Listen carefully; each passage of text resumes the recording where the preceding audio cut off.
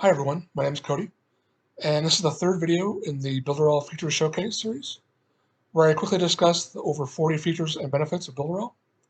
So being able to split test your funnels and website pages is a must-have for increasing your conversions. This can include leads, sales, and opt-ins. You can build out a page, then copy it, and then change an element. This can include changing headlines, images, body text, call to action buttons, and links.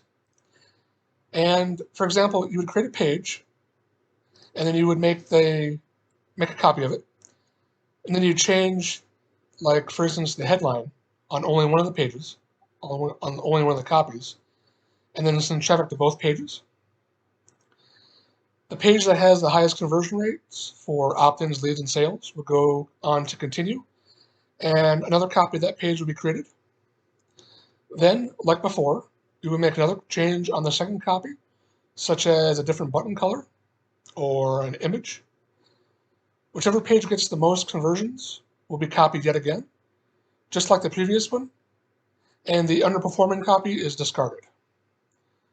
So these steps are repeated over and over again until you have one highly converting page.